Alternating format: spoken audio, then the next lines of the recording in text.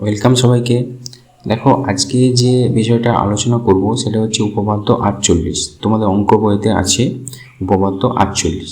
দেখো, ভীষণ ইম্পর্টেন্ট। দেখো কি বলেছে উপপাদ্যটা, যে কোনো সমকোণী ত্রিভুজের সমকোণিক বিন্দু থেকে অতিভুজের ওপর লম্ব অঙ্কন করলে সেই লম্ব পার্শ্ববস্থিত ত্রিভুজদ্বয়ের সদৃশ এবং ত্রিভুজগুলি প্রত্যেকে মূল ত্রিভুজের সঙ্গে সদৃশ হবে। ব্যাপারটা কি, যদি আমরা দেখি যে একটি ত্রিভুজ যদি আঁকি আমরা, আমার সাথে সাথে করবে, তোমরা দেখবে অভ্যাস হয়ে যাবে বা মনে থাকবে। দাঁড়াও, আমি ভালো করে আঁকি ছবিটা। তো এই যে ছবিটা আমরা যদি আঁকি এরকম করে, হ্যাঁ, তাহলে এটা হচ্ছে এ বি সি। তাহলে এবিসি একটা ছবি আঁকলাম। তাহলে এটা হচ্ছে একটি সমকোণী ত্রিভুজ। এর উপর যদি কি একটা লম্ব অঙ্কন করা যায়, এই যে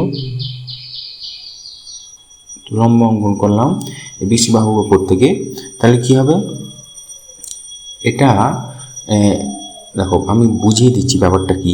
দেখো, এই যে ত্রিভুজটা এই ত্রিভুজটার সাথে সমান হবে, আবার এই যে ত্রিভুজটা এই গোটা ত্রিভুজটার সাথে সমান হবে, আবার এই ত্রিভুজটা এই গোটা ত্রিভুজটা সমান হবে। এটাই প্রমাণ করতে দিয়েছে, ঠিক আছে?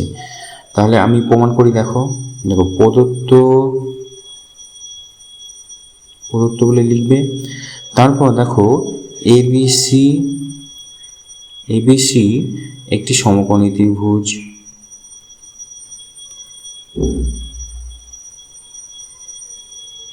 সমকোণী ত্রিভুজ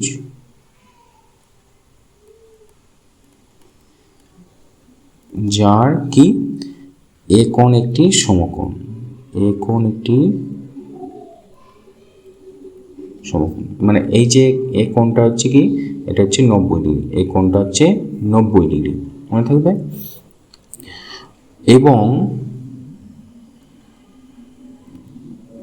এবং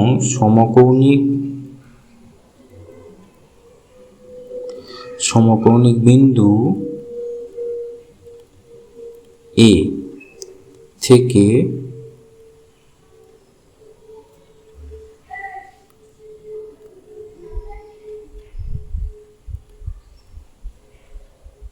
অতিভুজের ওপর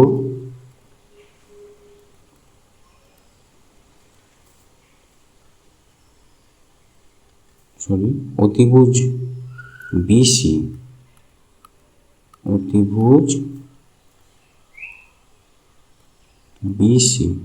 এই যে অতিভুজ, এই ত্রিভুজটা অতিভুজ হচ্ছে বিসি, এর উপর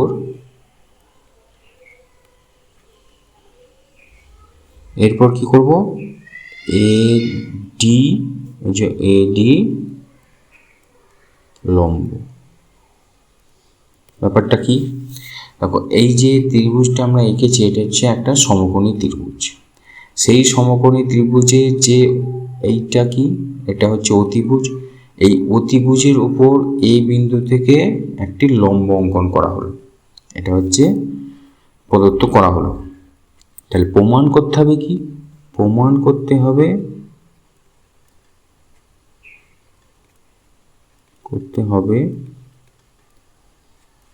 কি, দেখো 1 নম্বর, ত্রিভুজ বি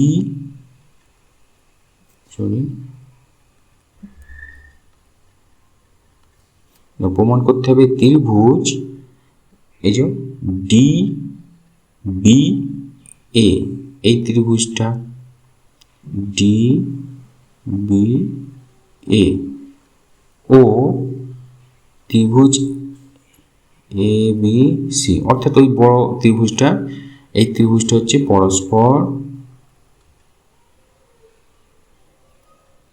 সদৃশ। মানে এই যে ছোট ত্রিভুজটা আছে এইটার সাথে আমরা যদি বলি যে এইটার সাথে, মানে এই ছোট ত্রিভুজটার সাথে এই বড় ত্রিভুজটা যে একই দেখতে, সেটা প্রমাণ করতে হবে। 2 নম্বর কি? 2 নম্বর হলো দেখো ত্রিভুজ ডি এ সি ও, এটা হচ্ছে D O A B C পরস্পর মানে ত্রিভুজ, অবশ্যই ত্রিভুজ পরস্পর সদৃশ। তার মানে কি, এই যে ডি এ সি মানে এই দিকের ত্রিভুজটা বড়োর সাথে সমান, মানে সাদৃশ, সমান নয় সাদৃশ মানে ওই একই দেখতে। 3-এরটা দেখো, 3-এরটা হচ্ছে যে ত্রিভুজ ডি, ত্রিভুজ কি ডি বি এ ও ত্রিভুজ ডি এ সি, অর্থাৎ এই দুটো ছোট, এইটা আর এইটা, এই দুটো সদৃশ, এটাই বলে যাচ্ছে পরস্পর সদৃশ। বোঝা গেছে? এই 3টি প্রমাণ করতে দিয়েছে। প্রমাণটা আরেকবার বলে দিচ্ছি, দেখো কি প্রমাণ করতে দিচ্ছে।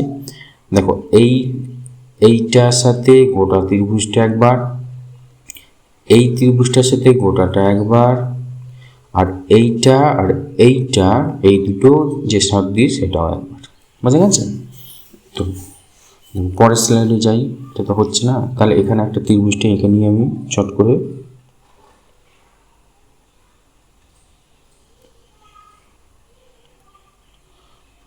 A B C R D, দেখো ত্রিভুজটা এঁকে নিলাম। তাহলে কি হবে, প্রমাণ করতে হবে। এবার আমরা কি করব, প্রমাণ, তাহলে প্রমাণ বলে লিখবে। তারপর কি, দেখো ত্রিভুজ ডি, দেখো ত্রিভুজ ডি এ না ডি বি এ, ত্রিভুজ ডি বি এ ও ত্রিভুজ এ বি সি এর মধ্যে কি হবে, এর মধ্যে দেখো এই যে এইটা 90 ডিগ্রি, আর এর কোণটা, এর দেখো এই কোণটা 90 ডিগ্রি। তার মানে কি, তাহলে কোণ বিডিএ সমান কোণ বিএসি সমান 90 ডিগ্রি। তার মানে কি, এই গোটা কোণটা, এইটা পুরোটা আর এইটা দুটোই কি 90 ডিগ্রি। তাহলে এবং কোণ এ, কোণ এ বি ডি সমান কোণ সি বি এ। কোণ এ বি ডি এই কোণটা, এইটার সাথে কোণ সি বি এ এই কোণটা কি, এই কোণটা পরস্পর কি হয়, পরস্পর সমান হয়। সুতরাং অবশিষ্ট কি, সুতরাং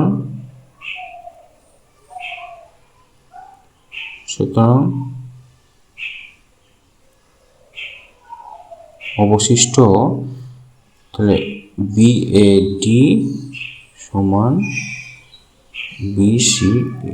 এই যে বি ডি এ না বি এ ডি এই কোণটা আর বি সি এ এই কোণটাও সমান।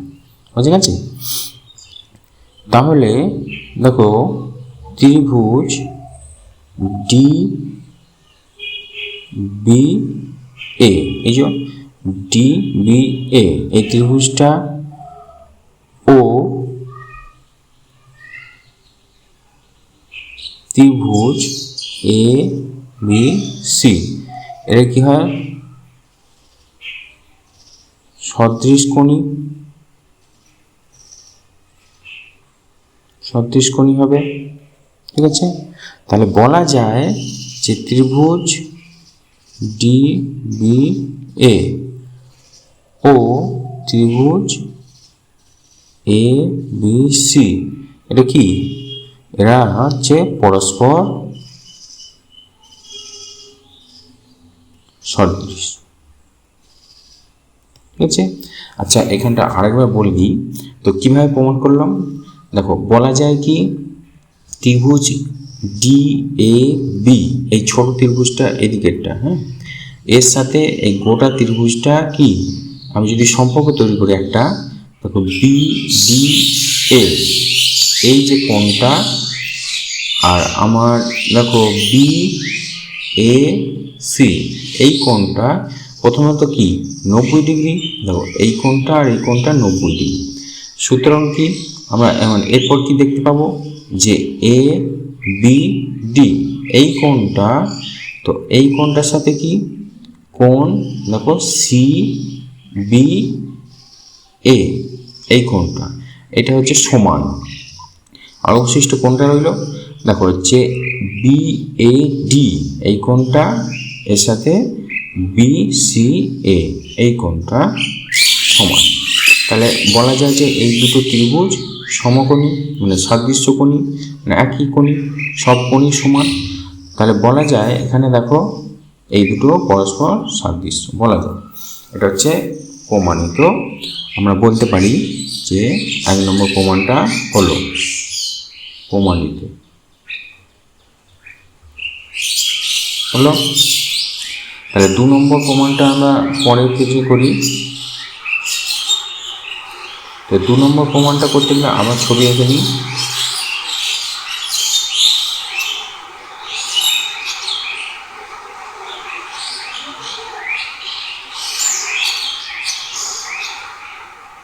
হ্যাঁ, এ বি সি, এটা হচ্ছে ডি।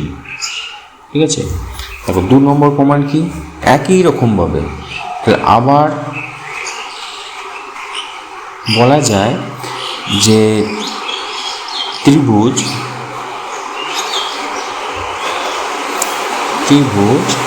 দেখো ডি এ সি এর সাথে কি ডি এ সি ও ত্রিভুজ এ বি সি, এই দুটো যদি আমরা ত্রিভুজ নিই, এর মধ্যে কি করব আমরা, এর মধ্যে কোণ এ ডি সি সমান কোণ বি এ সি কি সমান 90 ডিগ্রি। তাহলে দেখো কোণ, এই কোণটা না, এই কোণটা নয়, এটা তো হয়ে গেছে, মানে এই দিকে কোণটা এটার সাথে এই গোটাটা সমান, তাই না। তাহলে একই রকমভাবে করছি আমরা।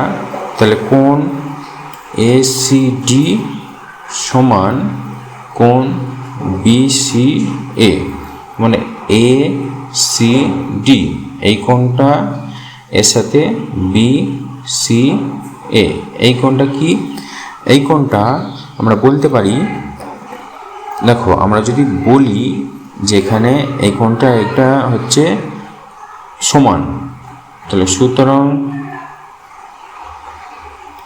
সুতরাং কি হবে, তো কোণ সি এ ডি সমান কোণ সি বি এ। দেখো সি এ ডি এই কোণটা সাথে আবার কোণ সি বি এ, এই কোণটা এটাও সমান হয়ে যাবে। ঠিক আছে, এটা কিন্তু সমান হয়ে যাবে। তাহলে বলা যায় যে ত্রিভুজ ডি এ সি ও ত্রিভুজ এ বি সি এটা কি সাদৃশ্যকোণী বা সদৃশ কি কোণী, সব কোণই সমান হলো আর কি। তাহলে ত্রিভুজ ডি এ সি, এটা ডি এ সি ও ত্রিভুজ এ বি সি কী হবে, এটা হচ্ছে সদৃশ। তাহলে 2 নম্বর প্রমাণ এটা হলো প্রমাণিত। এটা হচ্ছে 2 নম্বর প্রমাণ। তাহলে 3 নম্বর প্রমাণ আমি পরের পেজে যাই। প্রথমে একটা ত্রিভুজ আঁকতে হবে। তোমাদের কিন্তু একটা ত্রিভুজে একটা পাতাই করবে, বারবার ত্রিভুজ আঁকার দরকার নেই। হ্যাঁ, আমি বোঝানোর জন্য আঁকছি, বারবার ত্রিভুজ আঁকবে না।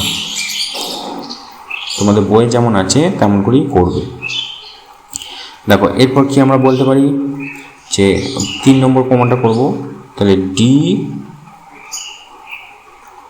এ না, এটা হচ্ছে এ নয়। দেখো এবার কি প্রমাণটা করব আমরা, এইটার সাথে এটা। তাহলে বলা যায় ডি বি এ ও ত্রিভুজ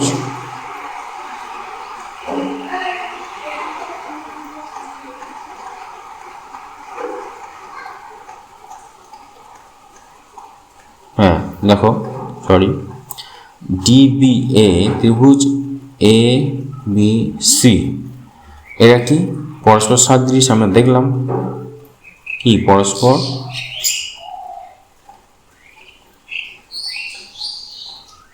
সদৃশ। আবার কি দেখলাম, আবার দেখলাম যে ত্রিভুজ ডি এ সি ও ত্রিভুজ এ বি সি, এরাও কি পরস্পর সদৃশ। আমরা দেখলাম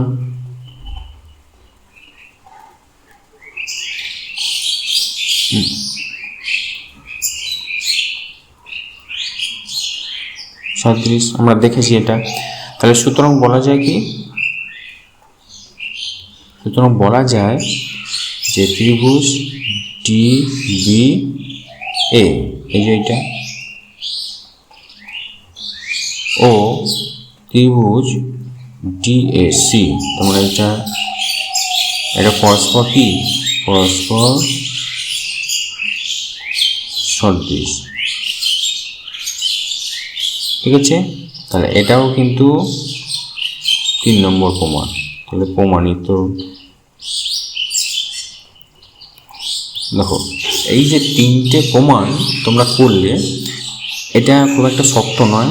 প্রথমত দেখো এই উপপাদ্যটা তোমরা কি করবে আমি সে শুরু থেকে বলে দিই। প্রথমে উপপাদ্যটা ভালো করে পড়বে, তারপর এই যে প্রদত্ত এর সাথে সাথে ছবিটা আঁকবে, তো প্রমাণ করতে শুরু করবে এরপর। ঠিক আছে, 1 2 3 কী প্রমাণ করতে হবে সেটা লিখবে। লেখার পর এটা হচ্ছে 1 নম্বর প্রমাণ, সেটা করবে। একই রকমভাবে 2 নম্বর প্রমাণ সেটা করবে, তারপর 3 নম্বর প্রমাণ সেটা করবে। দেখো 3টে প্রমাণ একসাথে দিয়েছে, তাই এরকম হলো আর কি। তো খুব একটা শক্ত নয়, তোমরা খুব সুন্দরভাবে করবে। চলো, যদি ভালো লাগে ভিডিওটা একটা লাইক করে দেবে। চলো আজকে এত পর্যন্তই।